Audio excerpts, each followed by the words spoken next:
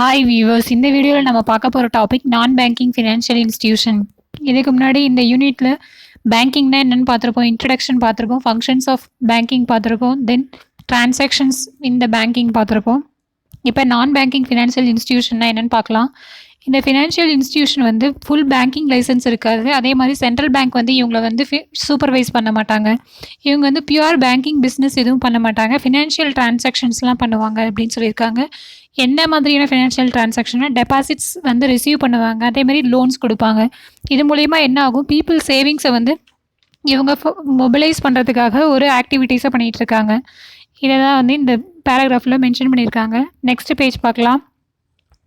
இதில் வந்து ஃபினான்ஸை வந்து இன்வெஸ்ட்மெண்ட் ஆக்டிவிட்டீஸ்க்காக யூஸ் பண்ணுறோம். எக்ஸ்பெண்டிச்சர் வந்து டெவலப்மெண்டல் ஆக்டிவிட்டீஸ் இதுக்காக யூஸ் பண்ணுறது தான் இந்த நான் பேங்கிங் ஃபினான்ஷியல் இன்ஸ்டிடியூஷனோட ஃபங்க்ஷன்னு சொல்லியிருக்காங்க. இதை ஷார்ட்டாக என்னன்னு சொல்லனாக்கா, இந்த இன்ஸ்டிடியூஷன்ஸ் வந்து பாரோயிங் அண்ட் லெண்டிங் ப்ராசஸாக பண்ணுறாங்க அப்படின்னு சொல்கிறாங்க. They operate in both money and capital மார்க்கெட்ஸில் வந்து ஒர்க் பண்ணுறாங்க அப்படின்னு சொல்லலாம். மணி மார்க்கெட்லேயும் கேபிட்டல் மார்க்கெட்லேயும் இவங்களோட ரோல் வந்து இம்பார்ட்டண்ட்டாக இருக்குது அப்படின்னு சொல்லியிருப்பாங்க. இந்த நான் பேங்கிங் ஃபினான்ஷியல் இன்ஸ்டிடியூஷன் வந்து 2 கேட்டகரியாக பிரிக்கிறாங்க. ஸ்டாக் எக்ஸ்சேஞ்ச், இன்னொன்று வந்து financial institution. Under the latter category, அதாவது அதர் ஃபினான்ஷியல் இன்ஸ்டிடியூஷன்ஸில் என்னென்னலாம் வருதுன்னா, ஃபினான்ஸ் கம்பெனிஸ் வருது, finance corporation, chit funds, building societies, issue houses, investment trust and unit trust and insurance companies. இது எல்லாமே வந்து நான் பேங்கிங் ஃபினான்ஷியல் கம்பெனிஸ் கீழே தான் வருது. இதான் வந்து நான் பேங்கிங் ஃபினான்ஷியல் கம்பெனியை பற்றி ஷார்ட்டாக கொடுத்துருக்காங்க. நெக்ஸ்ட்டு வந்து சென்ட்ரல் பேங்க். சென்ட்ரல் பேங்க்னா என்னென்னு பார்க்கலாம். சென்ட்ரல் பேங்க்கை வந்து ரிசர்வ் பேங்க்னு சொல்லலாம், இல்லைனா மானிட்டரி அத்தாரிட்டின்னு சொல்லலாம். இது வந்து ஒரு இன்ஸ்டிடியூஷன். இவங்க என்ன பண்ணுவாங்கனாக்கா, ஸ்டேட்டோட currency, money supply and interest ரேட்டை வந்து மேனேஜ் பண்ணுவாங்க. ஓவரால் அதுக்கப்புறம் கமர்ஷியல் பேங்கிங்கோட சிஸ்டமையும் வந்து இவங்க சூப்பர்வைஸ் பண்ணுவாங்க. இதுதான் வந்து சென்ட்ரல் பேங்க்குக்கு இவங்க கொடுத்துருக்க இன்ட்ரடக்ஷன். நெக்ஸ்ட்டு வந்து functions of central bank. First central பேங்க்கோட மெயின் ஃபங்க்ஷன் என்ன அப்படின்னாக்கா, மானிட்டரி பாலிசியை கண்ட்ரோல் பண்ணுறது தான் இவங்களோட மெயின் ஃபங்க்ஷன்.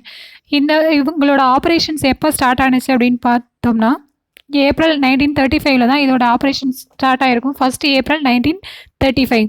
இதை வந்து எது கீழே கொண்டு வந்திருப்பாங்க, ஆர்பிஐ ஆக்ட் 1934 கீழே இந்த ஃபங்க்ஷன்ஸ் வந்து ஸ்டார்ட் ஆகிருக்கும். இனிஷியலாக இது வந்து ஒரு ப்ரைவேட் பேங்க்காக தான் இருந்துச்சு. நிறைய பேர் இதில் வந்து டிவைடட் ஷேர் வச்சுருப்பாங்க. 100 rupees வந்து ஈச் மெம்பர் பே பண்ணியிருப்பாங்க. இது ஃபங்க்ஷன் நேஷ்னலைஸ் எப்போ பண்ணாங்க அப்படின்னு பார்த்தோன்னா, 1 January 1949 தான் வந்து ஆர்பிஐ நேஷ்னலைஸ் பண்ணியிருப்பாங்க. ஃபாலோட் பை த இண்டிபெண்டன்ஸ் ஆகி ஒரு 2 yearsல வந்து ஆர்பிஐ வந்து நேஷ்னலைஸ் பண்ணியிருக்காங்க அப்படின்னு சொல்லியிருப்பாங்க. நெக்ஸ்ட்டு வந்து ஆர்பிஐயோட ஃபங்க்ஷன்ஸில் ஃபஸ்ட்டு பாயிண்ட்டாக கொடுத்துருக்கிறது மானிட்டரி அத்தாரிட்டி. ஆர்பிஐ வந்து என்ன பண்ணுறாங்கனாக்கா, மணி சப்ளையை கண்ட்ரோல் பண்ணுறாங்கன்னு ஏற்கனவே நம்ம சொன்னோம். அதே மாதிரி எக்ஸ்சேஞ்ச் ரேட்டையும் கண்ட்ரோல் பண்ணுவாங்க. அதே மாதிரி healthy balance of payment, financial ஸ்டெபிலிட்டியை மெயின்டைன் பண்ணுறது, இன்ஃப்ளேஷன் கண்ட்ரோல் பண்ணுறது, இது எல்லாமே வந்து இவங்களோட ஒர்க். நெக்ஸ்ட்டு இஷ்யூர் ஆஃப் கரன்சியை இஷ்யூ பண்ணுறாங்க. கரன்சி இஷ்யூ அண்ட் மெயின்டைன் பண்ணுறது இவங்களோட வேலை. அதே மாதிரி ஃபேக் கரன்சி எல்லாம் கண்ட்ரோல் பண்ணுறது இவங்களோட வேலை தான் அப்படின்னு சொல்லியிருப்பாங்க. நெக்ஸ்ட்டு வந்து இஷ்யூர் ஆஃப் பேங்கிங் லைசன்ஸ். இந்த பேங்கிங் ரெகுலேஷன் ஆக்ட் செக்ஷன் 22 இருக்குது. இதுக்கு கீழே இவங்க என்ன பண்ணுவாங்கன்னா, மற்ற ஏதோ ஒரு பேங்க் ஸ்டார்ட் பண்ணுறாங்க அப்படின்னா இவங்க ஆர்பிஐ கிட்டேருந்து லைசன்ஸ் வாங்கணும். இதை தான் வந்து சொல்லியிருக்காங்க. Next RBI to conduct business in இந்தியாவில் வந்து பேங்கிங் பிஸ்னஸ் கண்டக்ட் பண்ணணுன்னா ஆர்பிஐ கிட்டேருந்து லைசன்ஸ் வாங்கணும் அப்படின்னு சொல்லியிருக்காங்க. இதை கொடுக்குறவங்க யார், ஆர்பிஐ. ஃபஸ்ட் இதில் என்ன பார்த்தோம், monetary authority, then issuer of currency, then issuer of banking licence. Next பேஜில் ஆர்பிஐயோட ஹிஸ்ட்ரி வந்து ஷார்ட்டாக கொடுத்துருப்பாங்க பாக்ஸில். ஃபஸ்ட்டு ஹிஸ்ட்ரி கொடுத்துருக்காங்க, ஏற்கனவே நம்ம பார்த்தது தான். இது ஆர்பிஐ எப்போ ஃபார்ம் ஆனிச்சு, April 1, 1935. எதுக்கு கீழே வந்துச்சு, ஆர்பிஐ ஆக்ட் 1934 கீழே வந்திருக்கும். நேஷ்னலைஸ் எப்போ பண்ணாங்கன்னா 1 January 1949. ஃபுல்லி ஓன்ட் பை, இப்போ வந்து கவர்மெண்ட் ஆஃப் இந்தியா தான் ஃபுல்லாக இதை வந்து இதுக்கு கீழே வரும். கவர்மெண்ட் ஆஃப் இந்தியா கீழே தான் ஆர்பிஐ வரும். நெக்ஸ்ட்டு வந்து இதோட ஹெட் குவார்ட்டர்ஸ் வந்து கல்கத்தாலேருந்து மும்பைக்கு வந்து 1937 வந்து ஷிஃப்ட் பண்ணியிருப்பாங்க. இதோட ஃபஸ்ட்டு கவர்னர் ஆஃப் ஆர்பிஐ யாருன்னா ஆஸ்போர்ன் ஸ்மித்துங்கிறவர் தான் ஃபஸ்ட்டு கவர்னர். இப்போ கரண்ட்டாக யார் இருக்காருன்னா சக்திகாந்த் தாஸ் இருப்பார். நெக்ஸ்ட்டு நம்ம பார்க்க போகிறது அட்மினிஸ்ட்ரேஷன். அட்மினிஸ்ட்ரேஷனில் வந்து சென்ட்ரல் பேங்க் வந்து என்னென்னா regulator for all bank in India. எல்லா பேங்க்கையும் ரெகுலேட் பண்ணுறவங்க வந்து யாருன்னா ஆர்பிஐ தான். இவங்க வந்து லெண்டர் ஆஃப் லாஸ்ட் ரிசோர்ட்னு சொல்லலாம். அதாவது கடைசியாக கடன் வாங்குறதுக்கான ஒரு ரிசோர்ட் எது அப்படின்னாக்கா ஆர்பிஐ தான் அப்படின்னு சொல்கிறாங்க. இதில் யார் யார் இருப்பாங்க? கவர்னர்ஸ் இருப்பாங்க, டெப்டி கவர்னர்ஸ் இருப்பாங்க, then central board of directors இருப்பாங்க. இவங்க எல்லாரையும் அப்பாயிண்ட் பண்ணுறவங்க யார்? Government of India. இதை தான் வந்து அட்மினிஸ்ட்ரேஷன் கீழே சொல்லியிருக்காங்க. நெக்ஸ்ட் நம்ம பார்க்க போகிறது ஃபங்க்ஷன்ஸ். ஃபங்க்ஷன்ஸ் தான் இப்போ நம்ம ஏற்கனவே டிஸ்கஸ் பண்ணிகிட்டு இருக்கோம். இதில் 3 பாயிண்ட்ஸ் ஏற்கனவே நம்ம டிஸ்கஸ் பண்ணோம். ரிமைனிங் பாயிண்ட்ஸையும் நம்ம கண்டினியூ பண்ணலாம். Issuing currency, then banker to the government, அதாவது ரெசிப்ட்ஸ் ஆஃப் ஃபண்ட்ஸை வந்து ரிசீவ் பண்ணி எகெயின் வந்து பே பண்ணுவாங்க. அதே மாதிரி கவர்மெண்ட்டுக்கு ஏதாவது பே பண்ணணுன்னாலும் on the behalf of government இவங்க வந்து பேமெண்ட் வந்து பண்ணுவாங்க. Then regulator of Indian banking system, then custodian of forex, then controller of credit. இது எல்லாமே வந்து என்னென்னா ஆர்பிஐயோட ஃபங்க்ஷன் அப்படின்னு சொல்லியிருக்காங்க. நெக்ஸ்ட்டு வந்து கீழே என்ன கொடுத்துருக்காங்க? Process of issuing paper currency எப்போ ஸ்டார்ட் ஆனிச்சுன்னா 18th centuryலேயே ஸ்டார்ட் ஆகிடுச்சு. Private bank such as bank of Bengal, bank of Bombay and bank of Madras, இவங்க எல்லாருமே வந்து ப்ரைவேட் பேங்காக இருந்தது. இவங்க தான் வந்து ஃபஸ்ட்டு பேப்பர் மணியை வந்து ஃபஸ்ட்டு பிரிண்ட் பண்ணாங்க. அதுக்கு முன்னாடி வந்து என்ன சொல்லியிருக்காங்கன்னா, ஷெர்ஷா சூரி அப்படின்ற ஒரு முகல் அரசர் என்ன பண்ணியிருப்பாருன்னா, ருப்பின்றதை வந்து இஷ்யூ பண்ணியிருப்பார். 40 காப்பர் காயின்ஸ்க்கு ஈக்குவல் வந்து 1 ரூபி அப்படின்னு சொல்லிட்டு அவர் இன்ட்ரடியூஸ் பண்ணியிருப்பார். இந்த ருப்பியாங்கிற நம்ம இப்போ யூஸ் பண்ணுற ருப்பிங்கிறது வந்து எதுலேருந்து டிரைவ் பண்ணதுன்னா சான்ஸ்கிரிட் வேர்டில் ரௌப்பியா அப்படிங்கிற வேர்ட்லேருந்து டிரைவ் பண்ணது. அதுக்கு மீனிங் வந்து சான்ஸ்கிரிட்டில் அதுக்கு சில்வர்னு பேர். நெக்ஸ்ட்டு இந்த பேங்க் நோட்டை பற்றி சொல்லியிருக்காங்க. நம்ம யூஸ் பண்ணுற கரன்சி நோட்டு ஒவ்வொன்றுலையுமே வந்து 17 லாங்குவேஜஸில் வந்து மென்ஷன் பண்ணியிருப்பாங்க டீட்டெயில்ஸை. இதில் இங்கிலீஷும் ஹிந்தியும் வந்து ஃப்ரண்ட் பேஜில் இருக்கும். நெக்ஸ்ட் பேக்கில் வந்து 15 அதர் லாங்குவேஜஸும் மென்ஷன் பண்ணியிருப்பாங்க. இது எதை ரெஃப்ளெக்ட் பண்ணுது அப்படின்னாக்கா, நம்ம டைவர்சிட்டி ஆஃப் த கண்ட்ரியை வந்து இதில் ரிஃப்ளெக்ட் ஆகுது அப்படின்னு சொல்லியிருப்பாங்க. நெக்ஸ்ட்டு வந்து நம்ம ஃபங்க்ஷன்ஸ் ஏற்கனவே 3 ஃபங்க்ஷன்ஸ் பார்த்தோம். Monetary authority, issuer of currency and banking licence issue பண்ணுறாங்கன்னு சொல்லிட்டு. நெக்ஸ்ட்டு 4th பாயிண்ட் வந்து பேங்கர் டு த கவர்மெண்ட். இவங்க வந்து கவர்மெண்ட்டுக்கு பேங்கராக இருக்காங்க அப்படின்னு சொல்கிறாங்க. இது வந்து ஷார்ட் டேர்ம் கிரெடிட் கொடுப்பாங்க. அதே மாதிரி manages all new issues of government லோன்ஸையும் இவங்க கொடுப்பாங்க. தென் கவர்மெண்ட் ஏதாவது கடன் வாங்கியிருந்தால் அதுக்கும் வந்து இவங்க ரீபே பண்ணுவாங்க. It advices the government on banking and financial subjects. இவங்க அட்வைஸும் கொடுப்பாங்க கவர்மெண்ட்க்கு. இதை தான் சொல்லியிருப்பாங்க. நெக்ஸ்ட்டு இதை தான் பேங்கர் டு கவர்மெண்ட்க்கு அவங்க டெப்ட் கடன் கொடுக்கறது, கிரெடிட் கொடுக்கறது, தென் அட்வைஸ் பண்ணுறது, இது எல்லாமே வந்து பேங்கர் டு கவர்மெண்ட்டில் கொடுத்துருக்காங்க. Next bankers bank. ஆர்பிஐ வந்து பார்த்தோன்னா எல்லா பேங்க்ஸ்க்குமே வந்து லோன் கொடுப்பாங்கன்னு சொல்லுவாங்க. அதே மாதிரி மற்ற பேங்க்ஸில் இருந்து வர டெபாசிட்ஸையும் இவங்க வந்து அக்செப்ட் பண்ணிப்பாங்க. இதை தான் பேங்கர்ஸ் பேங்க்னு சொல்லியிருக்காங்க. Then lender of last resort. Banks can borrow from the RBI. மற்ற பேங்க்ஸ் வந்து ஆர்பிஐ கிட்ட வந்து கடன் வாங்கலாம். எலிஜிபிள் செக்யூரிட்டிஸை வந்து அதுக்கு கோலேட்டரலாக கொடுத்துட்டு அடமானம் கொடுத்து ஏதாவது க்ரைஸ் சுச்சுவேஷனில் வந்து வாங்க முடியும் அப்படின்னு சொல்லியிருக்காங்க. இதை தான் வந்து லெண்டர் ஆஃப் லாஸ்ட் ரிசோர்ட் அப்படின்னு சொல்லியிருக்காங்க. நெக்ஸ்ட்டு வந்து ஆக்ட் ஆஸ் கிளியரிங் ஹவுஸ். ஆர்பிஐயில் வந்து டிரான்சாக்ஷன்ஸ் நடக்கும்போது அதை வந்து மேனேஜ் பண்ணுறாங்க. 14 கிளியரிங் ஹவுசஸ் வந்து இருக்குது அப்படின்னு சொல்லியிருப்பாங்க. ஸோ இது மூலிமா நம்ம எக்ஸ்சேஞ்ச் ஆஃப் இன்ஸ்ட்ருமெண்ட்ஸை வந்து ஈஸியாக பண்ண முடியும் அப்படின்னு சொல்லியிருப்பாங்க. அதாவது ஃபாரின் எக்ஸ்சேஞ்ச் இதெல்லாமே வந்து கிளியர் பண்ணுற ஹவுஸ் எதுனா ஆர்பிஐ அப்படின்னு சொல்லியிருக்காங்க. நெக்ஸ்ட்டு வந்து custodian of foreign exchange reserves. அதே மாதிரி கண்ட்ரோல் பண்ணுறவங்களும் இவங்க தான். ஃபாரின் எக்ஸ்சேஞ்சை கண்ட்ரோல் பண்ணுறதும் ஆர்பிஐ தான். இதை எந்த ஆக்ட் கீழே பண்ணுறாங்கன்னா ஃபாரின் எக்ஸ்சேஞ்ச் மேனேஜ்மெண்ட் ஆக்ட் 1999 கீழே பண்ணுறாங்க. இவங்க என்ன பண்ணுவாங்கன்னா ஃபாரின் கரன்சியை வாங்குவாங்க, விற்பாங்க. இது எல்லாமே இவங்களோட வேலை. மெயின்டைன் த எக்ஸ்சேஞ்ச் ரேட்டை இவங்க தான் ஃபிக்ஸ் பண்ணுவாங்க. அதாவது ஒரு ருப்பிக்கு டாலரில் எவ்வளோ மதிப்பு அப்படிங்கிறத வந்து ஃபிக்ஸ் பண்ணுறவங்களும் ஆர்பிஐ தான். நெக்ஸ்ட்டு வந்து ரெகுலேட்டர் ஆஃப் எக்கனாமி. இவங்க ஆர்பிஐ வந்து என்ன பண்ணுவாங்கன்னா மணி சப்ளையை வந்து கண்ட்ரோல் பண்ணுவாங்க. அதே மாதிரி டிஃப்ரெண்ட் கீ இண்டிகேட்டர்ஸையும் மானிட்டர் பண்ணிகிட்டே இருப்பாங்க. என்னென்ன கீ இண்டிகேட்டர்ஸ்? ஜிடிபி, இன்ஃப்ளேஷன், இது எல்லாத்தையுமே மானிட்டர் பண்ணுவாங்கன்னு சொல்லியிருக்காங்க. இதான் regulator of economy. Next 10th next பேஜில் கொடுத்துருக்காங்க. Managing government securities. ஆர்பிஐ என்ன பண்ணுவாங்கனாக்கா அட்மினிஸ்டர் த இன்வெஸ்ட்மெண்ட் இன் இன்ஸ்டியூஷன்ஸில் வந்து இன்வெஸ்ட்மெண்ட் பண்ணுவாங்க. அது அட்மினிஸ்ட்ரேஷனும் பண்ணுவாங்க. தென் ஸ்பெசிஃபைட் மினிமம் ப்ரொபோர்ஷனை வந்து அசட்ஸ், லையபிலிட்டிஸ் இந்த கவர்மெண்ட் செக்யூரிட்டிஸ். ஒரு குறிப்பிட்ட அமௌண்ட்டை வந்து கவர்மெண்ட் வந்து ஒரு இன்ஸ்டியூஷன்லேயோ இல்லை ப்ராஜெக்ட்லேயோ இன்வெஸ்ட் பண்ணுறாங்க அப்படின்னாக்கா அதை வந்து ஆர்பிஐ வந்து மேனேஜ் பண்ணுவாங்க அப்படின்னு சொல்லியிருப்பாங்க. இதான் வந்து மேனேஜிங் கவர்மெண்ட் செக்யூரிட்டிஸ். நெக்ஸ்ட் வந்து regulator and supervisor of payment and settlements act. இந்த பேமெண்ட் செட்டில்மெண்ட்ஸ் ஆக்ட் வந்து 2007. இதில் என்ன சொல்லியிருப்பாங்கன்னா ஆர்பிஐக்கு வந்து ஓவர்சீயிங் அத்தாரிட்டி இருக்குது, அதாவது சூப்பர்வைஸ் பண்ணுற அத்தாரிட்டி இருக்குது அப்படின்னு சொல்லியிருக்காங்க. இவங்க வந்து என்ன பண்ணுவாங்கனாக்கா, safe, secure, efficient payment and settlements mechanisms வந்து நடக்குதா அப்படிங்கிறத வந்து செக் பண்ணுவாங்க. எஃபிஷியண்ட்டாக, சேஃப் அண்ட் செக்யூராக பேமெண்ட் மெக்கானிசம்ஸ் நடக்கிறத வந்து சூப்பர்வைஸ் பண்ணுறவங்க யார்? ஆர்பிஐ தான். இதை வந்து ஒரு ஆக்டே வந்து இதுக்கு வந்து பவரை கொடுக்குது அப்படின்னு சொல்கிறாங்க. அந்த ஆக்ட் பேர் என்ன? Payment and settlement systems act of 2007. Next வந்து டெவலப்மெண்டல் ரோலில் வந்து ஆர்பிஐ வந்து முக்கியமான பங்கு வகிக்கிறாங்க அப்படின்னு சொல்லலாம். பேங்கிங் சிஸ்டம் வந்து குவாலிட்டியாக ரன் ஆகிறதுக்கும் ஆர்பிஐ வந்து ஒரு முக்கியமான ரோல் ப்ளே பண்ணுறாங்க அப்படின்னு சொல்கிறாங்க. அதே மாதிரி நேஷனல் அப்ஜெக்டிவ்ஸை ப்ரமோட் பண்ணுறதுக்காகவும் இவங்க நிறைய ஆக்டிவிட்டீஸை மேற்கொள்கிறாங்க அப்படின்னு சொல்லியிருக்காங்க. தென் இவங்க ஃபினான்ஷியல் இன்ஃப்ராஸ்ட்ரக்சரை வந்து டிசைன் பண்ணுறதுக்கும் பில்ட் பண்ணுறதுக்கும் ஹெல்ப் பண்ணுறாங்க. அதே மாதிரி affordable financial services and financial education இதெல்லாமே வந்து கொடுக்குறாங்க. இதுதான் வந்து டெவலப்மெண்டல் ரோல். நெக்ஸ்ட்டு வந்து publisher of monetary data. RBI என்ன பண்ணுறாங்க? டேட்டாஸை வந்து வெளியிடுறாங்க. RBI collects and publish data ரெகுலராக என்ன பண்ணுவாங்கனாக்கா, ஆர்பிஐ வந்து டேட்டா ரிலீஸ் பண்ணிகிட்டே இருப்பாங்க அப்படின்னு சொல்லியிருக்காங்க. இதை வந்து பப்ளிஷ் பண்ணுவாங்க. நெக்ஸ்ட்டு வந்து exchange manager and controller. RBI வந்து என்ன பண்ணுவாங்கனாக்கா, இந்தியாவோட ரெப்ரசன்டேஷனாக இருப்பாங்க. எங்கே? ஐஎம்எஃப் குரூப்பில், இன்டர்நேஷ்னல் மானிட்டரி ஃபண்டில் வந்து ஆர்பிஐ தான் மெம்பராக இருப்பாங்க. இது இந்தியாவோட ரெப்ரசன்டேஷன் அப்படின்னு சொல்லியிருக்காங்க. Most of the commercial banks are authorised dealers of RBI. Next வந்து என்னென்னா, பேங்கிங் ஓம்பட்ஸ்மேன் ஸ்கீம்ங்கிறது என்னென்னா, கிரீவன்ஸ் ரிட்ரெசல் ஸ்கீம். அதாவது பேங்கிங்கில் ஏதாவது ப்ராப்ளம் அப்படின்னா இதுக்கு ரிட்ரெசல் பண்ணுறதுக்கான ஒரு ஸ்கீமையும் கொண்டு வந்திருக்காங்க 1995. இந்த ஸ்கீமுக்கு கீழே என்ன பண்ணலான்னா, கஸ்டமர்ஸ் வந்து கம்ப்ளைண்ட்ஸ் வந்து ஃபைல் பண்ணலாம்.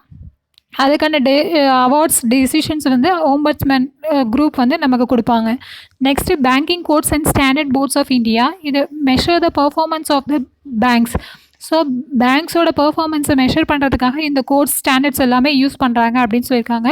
அதுக்காக தான் இது குளோபல் ப்ராக்டிசஸை பேஸ் பண்ணி ஆர்பிஐ வந்து செட் பண்ணியிருக்காங்க அப்படின்னு சொல்லியிருக்காங்க. இதெல்லாம் தான் வந்து ஃபங்க்ஷன்ஸ் ஆஃப் ஆர்பிஐ. இந்த ஆர்பிஐ ஃபங்க்ஷன்ஸ் வந்து டைரெக்டாகவே நமக்கு கொஷின்ஸில் கேட்குறதுக்கு வாய்ப்பு இருக்குது. ஃபங்க்ஷன்ஸ் ஆஃப் சென்ட்ரல் பேங்க்னு கேட்கலாம், ஏன்னா functions of RBI. And RBI background வந்து நம்ம எப்பயுமே தெரிஞ்சுருக்கணும். இதில் இருக்கிற மெயினான வேர்ட்ஸ், கீவேர்ட்ஸ்லாம் ரொம்ப முக்கியம். இந்த ஓம்பட்ஸ்மேன் வந்து யூஸ் பண்ணுவோம் நம்ம. Then supervisor, payments and settlements acts வந்து நம்ம ஞாபகம் வச்சுக்கணும். Then foreign exchange management act. இந்த ஆக்ட்ஸ் எல்லாம் இயரோட ஞாபகம் வச்சுக்கணும். ஃபெமாங்கிறது வந்து 1999 கொண்டு வந்திருப்பாங்க. இதெல்லாம் தான் வந்து ஃபங்க்ஷன்ஸ் ஆஃப் ஆர்பிஐ. நெக்ஸ்ட்டு நம்ம பார்க்க போகிறது கிரெடிட் கண்ட்ரோல் மெஷர்ஸ். கிரெடிட்டை எப்படி கண்ட்ரோல் பண்ணுறாங்க ஆர்பிஐ அப்படிங்கிறத பார்க்கலாம். ஆர்பிஐயோட ப்ரைமரி மெக்கானிசமே வந்து கிரெடிட் கண்ட்ரோல் தான் அப்படின்னு சொல்லியிருக்காங்க. மானிட்டரி மேனேஜ்மெண்ட் இதோட அப்ஜெக்டிவ் அப்படின்னு சொல்லியிருக்காங்க. RBI act 1934 and banking regulation act 1949. இது 2 ஆக்ட் கீழேயும் தான் வந்து கிரெடிட்டை வந்து ஆர்பிஐ வந்து மேனேஜ் பண்ணிகிட்டு இருக்காங்க. இந்த 2 ஆக்டும் ஞாபகம் வச்சுக்கணும், 1949 அண்ட் 1934. 1934 ஏற்கனவே நம்ம படிச்சிருக்கோம். பேங்கிங் ரெகுலேஷன் ஆக்டை வந்து 1949 அதை ஞாபகம் வச்சுக்கணும். Next credit control measures. இதில் ஜென்ரல் மெஷர்ஸ் அண்ட் செலக்டிவ் மெஷர்ஸ்னு கொடுத்துருக்காங்க. ஜென்ரல் வந்து குவான்டிடேட்டிவ் மெஷர்ஸ், தென் செலக்டிவ் குவாலிட்டேட்டிவ் மெஷர்ஸ். ஃபஸ்ட்டு வந்து bank rate, second open market operations, third variable cash reserve ratio. இதை டீட்டெயிலாக இந்த பேஜில் கொடுத்துருப்பாங்க. அப்போ நம்ம இது எல்லாத்தையுமே படிச்சுக்கலாம். ஃபஸ்ட்டு வந்து பேங்க் ரேட் பார்க்கலாம். இது வந்து எது கீழே வருது? குவான்டிடேட்டிவ் மெத்தட்ஸில் வருது, ஜென்ரல் மெத்தட்ஸ். பேங்க் ரேட்டுங்கிறது என்னென்னா, சென்ட்ரல் பேங்க் வந்து ரிமைனிங் பேங்க்ஸ், அதர் பேங்க்ஸ்க்கு வந்து எந்த ரேட்டில் வந்து கொடுக்குறாங்க, கிளாஸ் செக்யூரிட்டிஸ்க்கு வந்து வச்சு, அதாவது ஏதாவது அடமான பத்திரங்களை வச்சுக்கிட்டு வந்து ஒரு லோன் கொடுப்பாங்க. இதை தான் வந்து பேங்க் ரேட். அப்போ வந்து ஒரு ரேட்டை வந்து ஆர்பிஐ வந்து வாங்குகிற பேங்க்குக்கு வந்து போடுவாங்க. அதை தான் வந்து என்னென்னு சொல்கிறோம்? பேங்க் ரேட்னு சொல்கிறோம். ஏற்கனவே நம்ம சொல்லியிருக்கோம், சென்ட்ரல் பேங்க் வந்து லெண்டர் ஆஃப் லாஸ்ட் ரெசார்ட்னு சொல்லிட்டு, அதனால் பேங்க் ரேட் எப்பயுமே வந்து ஹையராக தான் இருக்கும். மார்க்கெட் ரேட்டை விட பேங்க் ரேட் வந்து ஹையராக இருக்கும். இவங்க சென்ட்ரல் பேங்க் வந்து மற்ற பேங்க்ஸ் கொடுக்குறாங்கன்னா அப்போ வந்து பேங்க் ரேட், இன்ட்ரெஸ்ட் ரேட் வந்து ஹையாக இருக்கும் அப்படின்னு சொல்லியிருப்பாங்க. ஸோ இந்த மாதிரி ஹையாக இருக்கிறதுனால என்ன பண்ணுவாங்க? டெபாசிட் வந்து கம்மியாக இருக்கும். அதர் லெண்டிங் ரேட்ஸ் இந்த money market will go up. So ஆர்பிஐயே வந்து இன்ட்ரெஸ்ட் ரேட் அதிகமாக இருக்கும்போது மணி மார்க்கெட் ஆட்டோமேட்டிக்காக என்ன ஆகும்? இன்க்ரீஸ் ஆகிடும். இதை தான் வந்து சொல்லியிருப்பாங்க. ஸோ இதனால் பாரோயிங் வந்து டிஸ்கரேஜ் ஆகும். கன்ட்ராக்ஷன் ஆஃப் கிரெடிட் கன்ட்ராக்ஷன் வந்து நடக்கும் அப்படின்னு சொல்லியிருப்பாங்க. எப்போ பேங்க் ரேட்டை இன்க்ரீஸ் பண்ணுறாங்களோ அப்போ கண்ட்ராக்ஷன் நடக்கும். யாரும் பேங்க்கில் வந்து கடன் வாங்க மாட்டாங்க. ஸோ ஏன் அப்படின்னா பேங்க்கே வந்து ஆர்பிஐ கிட்ட போய் கடன் வாங்கும்போது அந்த பேங்க் என்ன பண்ணுவாங்க, மறுபடியும் இன்ட்ரெஸ்ட் அதிகமாக போட்டு தான் வந்து வர கஸ்டமர்ஸ்க்கு வந்து கொடுப்பாங்க. ஸோ அதனால் என்ன பண்ணுவாங்க, அந்த பேர்டனை வந்து கஸ்டமர்ஸ் வாங்கணும்னு வந்து விரும்ப மாட்டாங்க. ஸோ ஆட்டோமேட்டிக்காக என்ன ஆகும், கண்ட்ராக்ஷன் ஆஃப் கிரெடிட் நடக்கும். இதுதான் இதோட வைஸ் வர்சானா, சப்போஸ் பேங்க் ரேட் வந்து கம்மியாக இருந்துச்சு அப்படின்னா பேங்க்ஸ் என்ன பண்ணுவாங்க, அதிகமான மணியை வந்து லெண்டிங்காக விடுவாங்க. அப்போ மணி சர்க்குலேஷன் வந்து அதிகமாகும். இதை தான் வைஸ் வர்சான்னு சொல்லியிருக்காங்க. இதுதான் bank rate policy. Then open market operations. Open market ஆப்ரேஷன்ஸ்ங்கிறது ஆர்பிஐ வந்து கவர்மெண்ட் செக்யூரிட்டிஸை வாங்குறது விற்கிறத பற்றி டிஸ்கஸ் பண்ணுறது தான் ஓப்பன் மார்க்கெட் ஆப்ரேஷன்ஸ். நேரோ சென்ஸில் என்ன சொல்லியிருப்பாங்கன்னா, சென்ட்ரல் பேங்க் வந்து purchase and sale of government securities இந்த மணி மார்க்கெட். மணி மார்க்கெட்டில் கவர்மெண்ட் செக்யூரிட்டிஸை வாங்குறது விற்கிறத சொல்கிறது தான் ஓப்பன் மார்க்கெட் ஆப்ரேஷன்ஸ் அப்படின்னு சொல்லியிருக்காங்க. ப்ராட் சென்ஸில் என்ன சொல்லலாம்னா, central bank purchases and sell not only government செக்யூரிட்டிஸை மட்டும் இவங்க வாங்கி விற்கிறது கிடையாது, அதை எலிஜிபிள் ப்ரைவேட் செக்யூரிட்டிஸையும் இவங்க வந்து வாங்கி விற்கிறாங்க அப்படின்னு சொல்கிறாங்க. when the banks and private individuals purchase these securities have to make payments. இப்போ இந்த செக்யூரிட்டிஸை வந்து வேறு யாராவது ப்ரைவேட் மெம்பர்ஸ் வாங்கினாங்க அப்படின்னா அதுக்கு அவங்க வந்து பே பண்ணுறாங்க. இதுதான் வந்து என்னென்னா ஓப்பன் மார்க்கெட் ஆப்ரேஷன்ஸ். இதுவும் வந்து இன்ஃப்ளேஷன் கண்ட்ரோல் பண்ணுறதுக்காக, எக்கனாமி ரிட்ரைவ் பண்ணுறதுக்கான ஒரு மெஷர் அப்படின்னு சொல்லலாம். தென் நெக்ஸ்ட்டு வந்து variable reserve ratio. Variable reserve ரேஷியோவில் வந்து கேஷ் ரிசர்வ் ரேஷியோ சொல்லியிருக்காங்க. தென் ஸ்டாட்சுட்டரி லிக்விடிட்டி ரேஷியோ. இந்த கேஷ் ரிசர்வ் ரேஷியோ அப்படின்றது என்னென்னா, சென்ட்ரல் பேங்க் என்ன பண்ணுவாங்கன்னா கிரெடிட் கண்ட்ரோலுக்காக கேஷ் ரிசர்வ் ரேஷியோ வந்து மென்ஷன் பண்ணியிருப்பாங்க. இப்போ எக்ஸாம்பிள் கேஷ் ரிசர்வ் ரேஷியோ அதிகமாக இருந்துச்சுன்னா கிரெடிட் வந்து அதிகமாக க்ரியேட் பண்ணணும். இவங்க பேங்க் வந்து அவங்கக்கிட்ட நிறைய மணியை வந்து ரிசர்வாக வச்சுருக்கணும். இது எப்போ பண்ணுவாங்க அப்படின்னா இன்ஃப்ளேஷன் அப்போ பண்ணுவாங்க. ஏன் அப்படி, மணி சர்க்குலேஷன் வந்து அதிகமாக இருந்துச்சுன்னா இன்ஃப்ளேஷன் வந்து க்ரியேட் ஆகும். ஸோ கேஷ் ரிசர்வ் ரேஷியோ வந்து ஆர்பிஐ இன்க்ரீஸ் பண்ணாங்கன்னா பேங்க் வந்து ரிசர்வ்லேயே அதிகமான மணியை வச்சுருப்பாங்க. பீப்புளுக்கு வந்து இன்ட்ரெஸ்ட்க்கு அதிகமாக கொடுக்க மாட்டாங்க. இதை தான் வந்து இன்ஃப்ளேஷன் கண்ட்ரோல் மெஷர்னு சொல்லலாம். இதுதான் வந்து cash reserve ratio. Cash reserve ரேஷியோனா என்ன, பேங்க் வந்து அவங்கக்கிட்டேயே ரிசர்வ்ஸை வந்து வச்சுருக்கிறது தான் cash reserve ratio. Depending upon the economical situation, இன்ஃப்ளேஷனாக இருந்தது அப்படின்னா கேஷ் ரிசர்வ் ரேஷியோ அதிகமாக இருக்கும். அதே வந்து டீஃப்ளேஷன் இல்லைனா ரெசஷன் பீரியட் இருந்தது அப்படின்னா கேஷ் ரிசர்வ் ரேஷியோவை வந்து கம்மி பண்ணிவிடுவாங்க. அப்போ வந்து லெண்டிங் வந்து அதிகமாக பண்ணுவாங்க, பீப்புளுக்கு அதிகமான மணியை கொடுப்பாங்க. இதுதான் வந்து என்ன சொல்லியிருப்பாங்கன்னா கேஷ் ரிசர்வ் ரேஷியோவில் சொல்லியிருப்பாங்க. இந்த கேஷ் ரிசர்வ் ரேஷியோவை யார் சொல்லியிருக்காங்கன்னா ஜேஎம் கெய்னஸ்ங்கிறவர் எக்ஸ்பிளைன் பண்ணியிருப்பார். இது ஃபஸ்ட்டு எங்கே யூஸ் பண்ணியிருப்பாங்கனாக்கா யூஎஸ்ஏல யூஸ் பண்ணியிருப்பாங்க. ஃபெடரல் ரிசர்வ் சிஸ்டம்னு சொல்கிற அமைப்பில் வந்து இதை யூஸ் பண்ணியிருப்பாங்க அப்படின்னு சொல்லியிருப்பாங்க. இது ஏற்கனவே சொன்ன மாதிரி தான், இதையே மறுபடியும் எக்ஸ்பிளைன் பண்ணியிருக்காங்க. சிஆர்ஆர் ஹையாக இருந்துச்சு அப்படின்னாக்கா கேஷ் கமர்ஷியல் பேங்க்கோட கெப்பாசிட்டி என்னாகும், கடன் கொடுக்குற கெப்பாசிட்டி வந்து கம்மியாயிடும். அதே சிஆர்ஆர் கேஷ் ரிசர்வ் கம்மியாக இருந்துச்சு அப்படின்னா அவங்க ரிசர்வ் கம்மியாக தான் வச்சுருக்கணும். ஸோ ரிமைனிங் மணி எல்லாமே வந்து பப்ளிக் வந்து அவங்க லோனாக கொடுக்க முடியும். அதை தான் வந்து இங்கே ஷார்ட்டாக 2 லைன்ஸில் எக்ஸ்பிளைன் பண்ணியிருக்காங்க. நெக்ஸ்ட்டு வந்து statutory liquidity ratio. Statutory liquidity bank வந்து ஒரு குறிப்பிட்ட அமௌண்ட்டை வந்து மெயின்டைன் பண்ணணும். இது வந்து ஏற்கனவே சொன்னது கேஷாக ரிசர்வ் பண்ணுறது. இங்கே வந்து என்ன சொல்கிறாங்க, நாட் ஒன்லி இன் கேஷ், கோல்டாக கூட அவங்க மெயின்டைன் பண்ணலாம். இல்லைனா அப்ரூவ்டு செக்யூரிட்டிஸாக கூட இவங்க வந்து ரிசர்வை வந்து மெயின்டைன் பண்ணலாம். இதுதான் வந்து ஸ்டாச்சுட்டரி லிக்விடிட்டி ரேஷியோ அப்படின்னு சொல்கிறாங்க. இது வந்து சம் பர்சன்டேஜோ இல்லை டைம் லையபிலிட்டிஸை பொறுத்து வந்து இதை ஆர்பிஐ வந்து டிட்டர்மைன் பண்ணுவாங்க அப்படின்னு சொல்லியிருக்காங்க.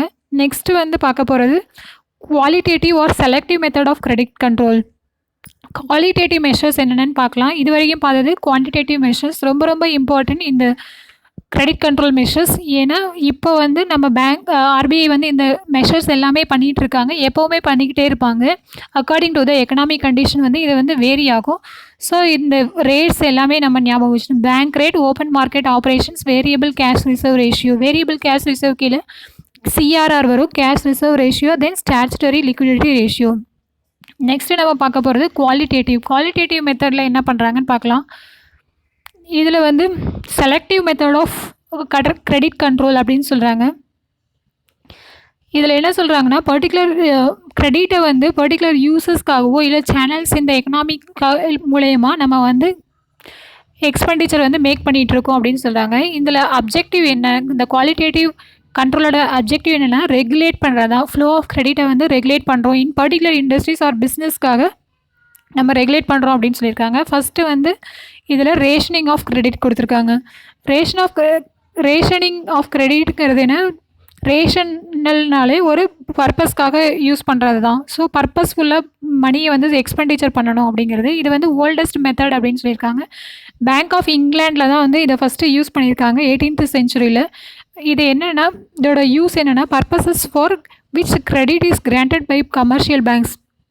ஸோ பர்பஸ்ஃபுல்லாக இருக்கணும் அப்படிங்கிறத தான் இதில் மென்ஷன் பண்ணியிருப்பாங்க. இதில் வந்து 2 டைப்ஸ் சொல்லியிருப்பாங்க. அதில் variable portfolio ceiling and variable capital asset ratio.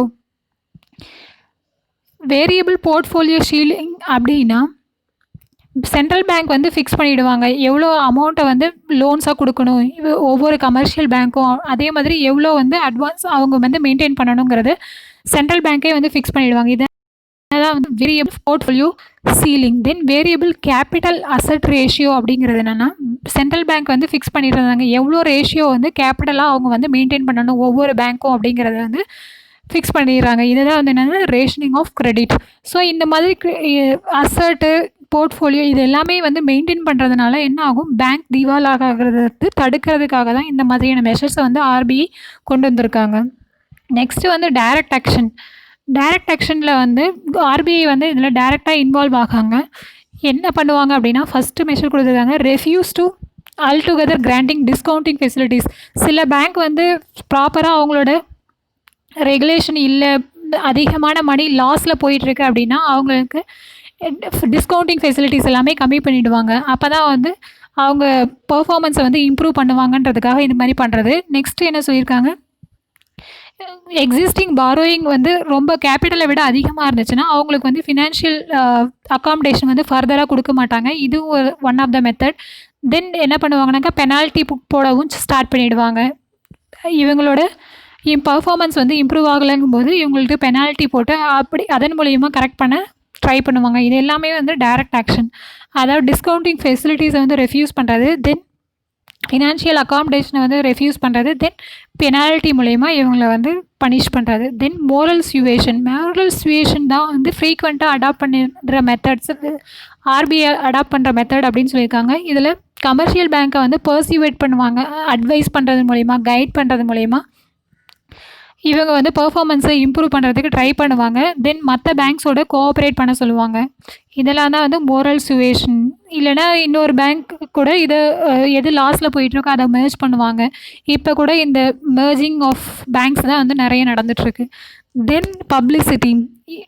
ஏதாவது ஒரு பேங்க் வந்து புவராக ஃபங்க்ஷன் ஆகிட்டுருக்கு அப்படின்னா அந்த பேங்க்குக்காக ஆர்பிஐ என்ன பண்ணுவாங்கன்னா, அவங்களே வந்து பப்ளிசிட்டி கொடுப்பாங்க. சில பாலிசிஸ்லாம் கொண்டு வந்து பப்ளிக் ஒப்பீனியனை வந்து க்ரியேட் பண்ண வைப்பாங்க. இதெல்லாம் தான் வந்து பப்ளிசிட்டியில் கொடுத்துருக்காங்க. This is also one of the method of credit control. Next வந்து 5th regulation of consumers credit. Consumers கிரெடிட்டை வந்து ரெகுலேட் பண்ணுறாங்க. யாரெல்லாம் வந்து பேமெண்ட்டை வந்து சரியாக அவங்க கட்டலையோ அவங்களோட நம்பர் ஆஃப் இன்ஸ்டால்மெண்ட்ஸை வந்து ரெடியூஸ் பண்ணிடுறாங்க. தென் சேஞ்சஸ் இந்த marginal requirements on security loans. Security லோன்ஸில் வந்து மார்ஜினல் ரெக்யர்மெண்ட்டை வந்து இன்க்ரீஸ் பண்ணிவிடுவாங்க. இதுவும் ஆக்சுவலி இதை ஃபாலோ பண்ணவங்க யாருன்னா யூஎஸ்ஏல ஃபாலோ பண்ணியிருப்பாங்க. மார்ஜின் ரெக்யர்மெண்ட்ஸை வந்து இன்க்ரீஸ் பண்ணுறது மூலிமா லெண்டிங் கெப்பாசிட்டி வந்து கம்மியாகுது. இதுதான் வந்து ஏற்கனவே சொன்ன கேஷ் ரிசர்வ் மாதிரியே தான் இதுவும். தென் இதை வந்து எதுக்கு கீழே சொல்லியிருக்காங்கனாக்கா, செக்யூரிட்டி எக்ஸ்சேஞ்ச் ஆக்ட் 1934 கீழே இந்த மார்ஜினல் ரெக்யர்மெண்ட்ஸை சேஞ்சஸ் கொண்டு வராங்க அப்படின்னு சொல்லியிருக்காங்க. நெக்ஸ்ட்டு வந்து ஒரு பாக்ஸில் வந்து ரெப்போ ரேட்டுக்கும் ரிவர்ஸ் ரெப்போ ரேட்டுக்கும் இல்லை டிஃப்ரென்ஸ் கொடுத்துருக்காங்க. இந்த 2 டூல் தான் நம்ம வந்து ஃப்ரீக்வெண்ட்டாக யூஸ் பண்ணுற டூல். நம்ம நியூஸ்லேயும் நிறைய படிச்சிருப்போம். இந்த 2 டூலை தான் வந்து ஆர்பிஐ அடிக்கடி யூஸ் பண்ணிக்கிட்டும் இருப்பாங்க. ஃபஸ்ட்டு ரெப்போ ரேட்னா என்னன்னு பார்க்கலாம். ரெப்போ ரேட்டுங்கிறது RBI is willing to lend to commercial banks is called repo rate. RBI வந்து ரிமைனிங் கமர்ஷியல் பேங்க்ஸ்க்கு எந்த ரேட்டில் வந்து கடன் கொடுக்குறாங்களோ அதை தான் வந்து என்னென்னு சொல்கிறோம், ரெப்போ ரேட் அப்படின்னு சொல்கிறோம். ஸோ எப்போ ஆர்பிஐ வந்து ரெப்போ ரேட்டை இன்க்ரீஸ் பண்ணுறாங்களோ பாரோயிங் வந்து எக்ஸ்பென்சிவ் ஆகிடும். அதனால் என்ன பண்ணுவாங்க, இதன் மூலயமா பேங்க் வந்து இன்ஃப்ளேஷனை கண்ட்ரோல் பண்ணுறதுக்காக இந்த மெத்தட் வந்து யூஸ்ஃபுல்லாக இருக்கும் அப்படின்னு சொல்கிறாங்க. அப்போ ஆர்பிஐ ரேட் இன்க்ரீஸ் பண்ணும்போது ஆட்டோமேட்டிக்காக பேங்க்ஸ் வந்து லெண்டிங் கெப்பாசிட்டியை வந்து இழந்துடும், கம்மியாகிடும். ஏன் அப்படின்னா பேங்க் ரேட் வந்து மறுபடியும் இன்க்ரீஸ் ஆகும், கஸ்டமர் கொடுக்கும்போது அவங்களோட ரேட்டும் இன்க்ரீஸ் ஆகும். ஸோ அவங்க வந்து லெண்டிங் கெப்பாசிட்டி கம்மியாயிடும் அப்படின்னு சொல்கிறாங்க. இது one of the measure. This is repo rate RR. Then next is reverse repo rate. Reverse repo ரேட்டுங்கிறது என்னென்னா இதுக்கு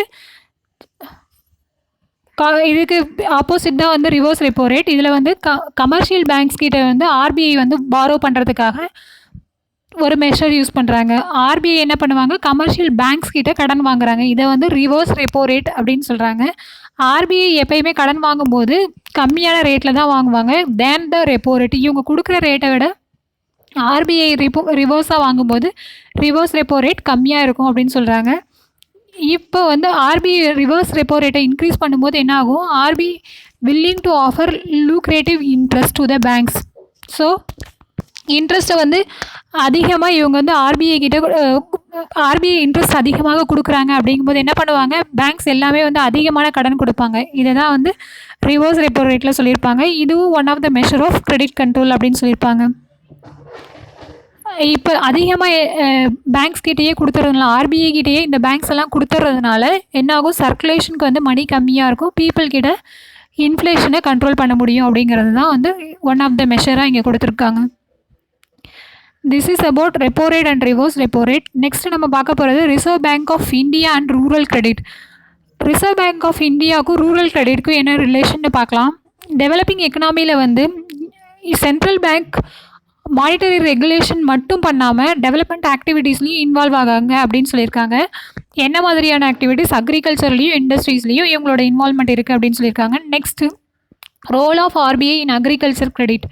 அக்ரிகல்ச்சரல் கிரெடிட்டில் வந்து ஆர்பிஐயோட ரோல் என்ன, இது வந்து ரொம்ப ரொம்ப இம்பார்ட்டன்ட் ரோல் ப்ளே பண்ணுது அப்படின்னு சொல்லுவாங்க. அக்ரிகல்ச்சரல் ஃபினான்ஸ்க்காக இவங்க ஹெல்ப் பண்ணுறாங்க. அதே மாதிரி அக்ரிகல்ச்சரோட இம்பார்ட்டன்ஸ் அதிகமாக இருக்கிறதுனால பேங்க்ஸோட ரெஸ்பான்சிபிலிட்டியும் இருக்குது அப்படின்னு சொல்லியிருக்காங்க. அதே மாதிரி ரெக்குயர்மெண்ட்ஸ் வந்து அக்ரிகல்ச்சருக்கு அதிகமாக இருக்கிறதுனால ஃபார்மல் ஏஜென்சிஸ்லாம் வந்து இவங்களுக்கு வந்து சர்வீசஸ் வந்து கொடுக்க முடியறதில்ல, மணியை வந்து லென் பண்ண முடியறதில்ல. இதனால தான் வந்து என்ன பண்ணாங்கனாக்கா ஆர்பிஐயோட ரோல் ரொம்ப ரொம்ப இம்பார்ட்டன்ட், இவங்களுக்கு ஹெல்ப் பண்ணியே ஆகணும் அப்படிங்கிற ஒரு டெசிஷன் எடுக்கிறாங்க. அதனால் ஆர்பிஐ என்ன பண்ணுறாங்கனாக்கா ஒரு செப்பரேட் டிபார்ட்மெண்ட்டையே க்ரியேட் பண்ணுறாங்க. அதுக்கு பேர் என்னென்னா அக்ரிகல்ச்சர் கிரெடிட் டிபார்ட்மெண்ட் சொல்லிட்டு. Volume of informal loans has not declined sufficiently. So informal loans வந்து அந்தளவுக்கு இன்னும் கம்மியாக ஆகலை அப்படின்னு தான் சொல்லிகிட்டு இருக்காங்க. என்னதான் மெஷர்ஸ் எடுத்தாலும் இன்ஃபார்மல் லோன்ஸும் இன்னும் அதிகமாகிட்டே இருக்குது அப்படின்னு சொல்லிட்டு இருக்காங்க. நெக்ஸ்ட்டு வந்து functions of agriculture credit department. இந்த மாதிரி ஒரு டிபார்ட்மெண்ட்டே ஆர்பிஐ இப்போ செட் பண்ணிட்டாங்க. ஸோ ஆர்பிஐ நினைக்கிற ஃபங்க்ஷன்ஸ் எல்லாமே வந்து இவங்க பண்ண போகிறாங்க. இதை தான் வந்து ஃபங்க்ஷன்ஸாக கொடுத்துருப்பாங்க. ஃபஸ்ட்டு என்னது, எக்ஸ்பர்ட் ஸ்டாஃபை வந்து இவங்க மெயின்டைன் பண்ணுறாங்க. எதுக்காக, அக்ரிகல்ச்சரல் கிரெடிட் ரிலேட்டடான எல்லா ஆஸ்பெக்டையும் வந்து ஸ்டடி பண்ணுறதுக்காக, ஒர்க் பண்ணுறதுக்காக ஒரு ஸ்டாஃப்ஸை வந்து அப்பாயிண்ட் பண்ணுறாங்க. நெக்ஸ்ட்டு வந்து அட்வைஸ் கொடுக்கறதுக்காக ஸ்டேட் கவர்மெண்ட்க்கும் central government, then state cooperative banks இவங்களுக்கு எல்லாருக்கும் அட்வைஸ் பண்ணுறதுக்காக, தென் ரூரல் செக்டரை வந்து ஃபினான்ஸ் பண்ணுறதுக்காகவும் agriculture credit and coordinate the activities, அவங்களோட ஆக்டிவிட்டீஸை வந்து கோஆர்டினேட் பண்ணுறதுக்காகவும் இந்த டிபார்ட்மெண்ட் வந்து ஒர்க் பண்ணுது அப்படின்னு சொல்லியிருக்காங்க. Then duties of RBI in agriculture credit much restricted அப்படின்னு சொல்லியிருக்காங்க. எக்ஸ் அஃபிஷியோ கெப்பாசிட்டி, அதாவது எந்த பேங்க் வந்து சென்ட்ரல் பேங்காக இருக்கோ அவங்க மட்டும்தான் இந்த ஒர்க்கை வந்து பண்ண முடியும், மற்றவங்க எல்லாமே வந்து இதை பண்ண முடியாது அப்படின்னு சொல்கிறாங்க. அதே மாதிரி சென்ட்ரல் பேங்க் வந்து டைரெக்டாக ஃபார்மர்ஸ்க்கு லோன் கொடுக்க முடியாது. அதனால் இவங்க என்ன பண்ணுவாங்க, இவங்க ஒரு ரீஃபினான்சிங் இன்ஸ்டிடியூஷன்ஸை தான் ஒர்க் பண்ணுவாங்க. அப்படின்னு ரீஃபினான்சிங் இன்ஸ்டிடியூஷன்ஸ் மூலிமா இவங்க வந்து லோன் கொடுப்பாங்க. யாருக்கு மூலிமா கொடுப்பாங்க, ஃபஸ்ட்டு சென்ட்ரல் கோஆப்ரேட்டிவ் பேங்க்ஸ் வந்து லோன் கொடுப்பாங்க, அவங்களுக்கு லோன் கொடுப்பாங்க. அந்த சென்ட்ரல் கோஆப்ரேட்டிவ்லேருந்து ஸ்டேட் கோஆப்ரேட்டிவ், அதுக்கப்புறம் ப்ரைமரி கோஆப்ரேட்டிவ் பேங்க்ஸ் சொசைட்டிஸ்லாம் இருக்கும், அவங்க வந்து அவங்கள்ட்ட வந்து லோன் வாங்குவாங்க. அதை வந்து அக்ரிகல்ச்சர் ஃபார்மர்ஸ்க்கு வந்து லோனாக கொடுப்பாங்க. இதை தான் வந்து இந்த மெக்கானிசமாக சொல்லியிருக்காங்க. இதை பண்ணுறவங்க யார், அக்ரிகல்ச்சர் கிரெடிட் டிபார்ட்மெண்ட். ஆர்பிஐ என்ன பண்ணுறாங்கன்னா மீடியம் டேர்ம் லோன்ஸ் கொடுக்குறாங்க. இந்த பீரியட் என்ன சொல்லியிருக்காங்க, 15 months to 5 years. இது எந்த பர்பஸ்க்காக யூஸ் பண்ணனாக்கா, லேண்டை வந்து ரீக்ளைம் பண்ணுறதுக்காக, பண்படுத்துறதுக்காக, இல்லைனா இரிகேஷன் ஒர்க்ஸ்க்காக, மிஷினரிஸ் வாங்குறதுக்காக, அக்ரிகல்ச்சருக்கு தேவையான மிஷினரிஸ் வாங்குறதுக்காகவும் இந்த லோன்ஸை வந்து யூஸ் பண்ணலாம் அப்படின்னு சொல்லியிருப்பாங்க. லாங் டேர்ம் லோன்ஸும் கொடுக்குறாங்க. ஃபஸ்ட்டு மீடியம் டேர்ம் லோன்ஸ் பார்த்தோம். அடுத்து லாங் டேர்ம் லோன்ஸும் கொடுக்குறாங்க. ஏதாவது ரொம்பவே சேஞ்சஸ் வந்து கொண்டு வரணும் அப்படின்னு சொன்னாங்கன்னா, லாங் ப்ராஜெக்ட்ஸாக இருந்ததுன்னா அதுக்காகவும் ஆர்பிஐ வந்து லோன் கொடுக்குறாங்க அப்படின்னு சொல்லியிருக்காங்க. ரிடம்ஷன் ஆஃப் ஓல்ட் டெப்ட், பழைய கடன் வாங்கியிருந்தாங்க அப்படின்னா அதை வந்து லாங் டேர்ம் லோன்ஸாகவும் கன்வெர்ட் பண்ணிடுறாங்க. இதுவும் ஒரு ஃபங்க்ஷன் அப்படின்னு சொல்லியிருக்காங்க. நெக்ஸ்ட்டு வந்து என்ன கொடுத்துருக்காங்க, நபார்ட் பற்றி கொடுத்துருக்காங்க. இப்போ வந்து இன்னொரு டிபார்ட்மெண்ட் வந்து க்ரியேட் ஆகுது. அது என்னென்னா, அக்ரிகல்ச்சர் ரிலேட்டட் ஆக்டிவிட்டீஸ் ஃபங்க்ஷன்ஸை வந்து பார்க்குறதுக்காக நபார்டுன்ற ஒரு இன்ஸ்டியூஷனை வந்து க்ரியேட் பண்ணுறாங்க. 1982 வந்து இதை க்ரியேட் பண்ணுறாங்க. இவங்க என்ன பண்ணுறாங்கன்னா, ரூரல் கிரெடிட், அக்ரிகல்ச்சர் கிரெடிட்டுங்கிற வார்த்தையே ரீப்ளேஸ் பண்ணி ரூரல் கிரெடிட்டுங்கிற வார்த்தையே கொண்டு வந்திருக்காங்க. இப்போ நாட் ஒன்லி அக்ரிகல்ச்சர், டோட்டல் ரூரலையுமே வந்து இவங்க ரிஃபார்ம் பண்ணுறதுக்கான ஒரு ஸ்டெப்பு தான் இது அப்படின்னு சொல்லியிருக்காங்க. நெக்ஸ்ட்டு வந்து அக்ரிகல்ச்சர் ரீஃபினான்ஸ் டெவலப்மெண்ட் கார்பரேஷன் அப்படின்ற ஹெட்டிங்கில் வந்து ஏஆர்டிசியை பற்றி கொடுக்குறாங்க. ஃபார்மர்ஸ் வந்து ஏற்கனவே நம்ம சொன்ன மாதிரி தான் மீடியம் டேர்ம் லாங் டேர்ம் லோன்ஸ்லாம் வாங்குறது ரொம்பவே நிறைய டிஃபிகல்ட்டிஸ் இருக்குது அப்படின்னு சொல்லியிருக்காங்க. இதை கொடுக்குற ஒரே ஒரு லாங் டேர்ம் கிரெடிட்டை கொடுக்குற ஒரே ஒரு ஆர்கனைசேஷன் எதுனா லேண்ட் டெவலப்மெண்ட் பேங்க்ஸ் மட்டும்தான் கொடுக்குது அப்படின்னு சொல்லியிருக்காங்க. அண்ட் லிமிட்டட் சக்ஸஸ் தான் இதில் இருக்குது அப்படின்னு சொல்கிறாங்க. ஏன்னா அக்ரிகல்ச்சர் செக்டரோட ரெக்குயர்மெண்ட்ஸ் வந்து நாளுக்கு நாள் வந்து இது அதிகமாகிட்டே இருக்குது அப்படின்னு சொல்லியிருக்காங்க. அந்த கேப்பை வந்து பிரிட்ஜ் பண்ணுறதுக்காக ப்ராஜெக்ட்ஸ்க்காக ஃபர்தர் அக்ரிகல்ச்சர் ப்ராஜெக்ட்ஸ்க்கு வந்து கிரெடிட்டை என்ஹான்ஸ் பண்ணுறதுக்காக என்ன பண்ணுறாங்கனாக்கா, அக்ரிகல்ச்சர் ரீஃபினான்ஸ் டெவலப்மெண்ட் கார்பரேஷன் ஒன்று வந்து க்ரியேட் பண்ணுறாங்க. பார்லிமெண்ட் ஆக்ட் மூலிமா கொண்டு வராங்க. இது ஜூலை 1, 1963 கொண்டு வந்திருக்காங்க. இதோட அப்ஜெக்டிவ்ஸ் என்னென்னு பார்க்கலாம். எனிவே இது ஏற்கனவே நம்ம பார்த்தது தான். அக்ரிகல்ச்சர் ரீஃபினான்ஸ்னாலே இது நேம்லேயே தெரியுது, அக்ரிகல்ச்சர் ப்ராஜெக்ட்ஸ்க்காக ஃபண்ட் பண்ண போகிறாங்கன்றது. ஸோ அதை எது மூலியமாக கொடுக்குறாங்க, ஏற்கனவே சொன்ன மாதிரி central land development bank, state cooperative bank, schedule banks மூலியமாக கொடுக்குறாங்க. நெக்ஸ்ட்டு வந்து என்ன பண்ணுறாங்கனாக்கா, டு சப்ஸ்கிரைப் த டிபென்ச்சர்ஸ், அதாவது கடன் பத்திரங்களையும் வச்சுட்டு இவங்க வந்து லோன்ஸ் வந்து கொடுக்குறாங்க. அதுக்காக வந்து ஆர்பிஐ கிட்ட அப்ரூவல் வாங்குறாங்க. இதை தான் வந்து ஏஆர்டிசி கீழே கொடுத்துருக்காங்க.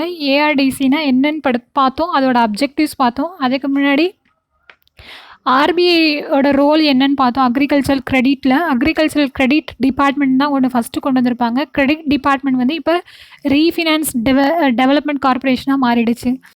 அதை நம்ம இப்போ பார்த்துட்டு இருந்தோம். 1963 டெவலப் பண்ணது. அதுக்கு முன்னாடி என்ன பார்த்தோம், நபார்டு வந்து ஸ்டார்ட் பண்ணாங்கன்னு பார்த்தோம் 1982. அதை வந்து பின்னாடி டீட்டெயிலாகவே ஒரு டாப்பிக்காக படிப்போம். அடுத்தது வந்து ரீஜனல் ரூரல் பேங்க்ஸ் பார்க்கலாம். இந்த ரீஜனல் ரூரல் பேங்க்ஸோட ரோலெல்லாம் நம்ம வந்து மெயின்ஸில் எழுதும்போது எழுதணும். ரூரல் டெவலப்மெண்ட்காக என்னென்ன மெஷர்ஸ் கவர்மெண்ட் எடுத்திருக்காங்க அப்படின்னு கேட்கும்போது இந்த ரீஜனல் ரூரல் பேங்க்ஸ்லாம் எழுதலாம்.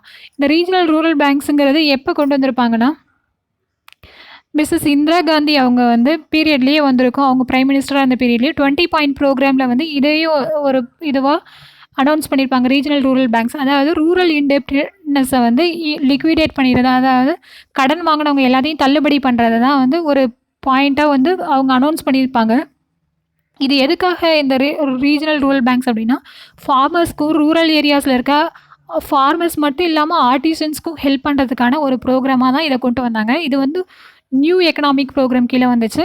கவர்மெண்ட் ஆஃப் இந்தியா வந்து செட் பண்ணாங்க 1975. இதில் யாரெல்லாம் கான்ட்ரிபியூட் பண்ணுறாங்கன்னா, ஃபண்டுக்காக central government 50%, then state government 15%, then sponsoring commercial பேங்க்கோட ரோல் 35% வந்து ஷேர் பண்ணுறாங்க. இந்த ரீஜனல் ரூரல் பேங்க்கோட மெயின் அப்ஜெக்டிவ்ஸ் என்னென்னு பார்க்கலாம். இவங்க வந்து கிரெடிட் கொடுக்குறாங்க. யாருக்கு, ஸ்மால் மார்ஜினல் ஃபார்மர்ஸ் கொடுப்பாங்க, அக்ரிகல்ச்சரல் லேபரர்ஸ் கொடுப்பாங்க, ஆர்டிசன்ஸ் கொடுப்பாங்க, ஸ்மால் என்டர்பிரினர்ஸ் கொடுப்பாங்க, then agriculture, trade, commerce, industry, productive activities இந்த ரூரல் ஏரியாஸ், இது எல்லாத்துக்குமே வந்து லோன் கொடுக்குறவங்க தான் RRBs. Then concession to RRBs, இந்த மாதிரி ஒர்க் பண்ணுற ஆர்ஆர்பிஸ்க்காக ஏதாவது கன்செஷன் இருக்கா, ஆர்பிஐ ஏதாவது பண்ணுறாங்களா, கவர்மெண்ட் ஏதாவது பண்ணுறாங்களான்னு பார்க்கலாம். ஸ்பான்சர் பேங்க்ஸ் வந்து மேனேஜரியல் அண்ட் ஃபினான்ஷியல் அசிஸ்டன்ஸ் வந்து கொடுத்துட்ருக்காங்க ஆர்ஆர்பிக்கு. ஸோ அவங்களுக்கு வந்து இன்ட்ரெஸ்ட் வந்து கம்மியான ரேட்டில் தான் கொடுக்குறாங்க. 8.5% வந்து கொடுக்குறாங்க. Then cost of staff deputed to RRBs, training expenses, இது எல்லாமே வந்து ஸ்பான்சர் பேங்க்ஸே வந்து கொடுத்துட்றாங்க அப்படின்னு சொல்கிறாங்க. இத தான் இங்க குடுத்துருப்பாங்க. நெக்ஸ்ட் வந்து இவங்களோட ஸ்டாச்சுட்டரி லிக்விடிட்டி ரேஷியோ, தென் கேஷ் ரிசர்வ் ரேஷியோ எல்லாமே வந்து மத்த கமர்ஷியல் பேங்க்ஸ விட இதுக்கு கம்மி தான் அப்படின்னு சொல்லியிருக்காங்க. 3% வந்து cash reserve ratio, then 25% statutory liquidity ratio அப்படின்னு சொல்லியிருக்காங்க. Then they also provide refinance facilities through NABARD. NABARD மூலியமாவும் இந்த ரீஃபினான்ஸ் ஃபெசிலிட்டீஸ் வந்து பண்றாங்க அப்படின்னு சொல்லியிருக்காங்க. இதுதான் வந்து ரீஜனல் ரூரல் பேங்க்ஸ். அதுக்கப்புறம் அதுக்கு இருக்கிற கன்செஷன்ஸ்லாம் பார்த்தோம். இன்னொரு வீடியோவில் இந்த அப்கமிங் வீடியோஸில் நம்ம ரிமைனிங் டாபிக்ஸை வந்து டிஸ்கஸ் பண்ணலாம். தேங்க்யூ.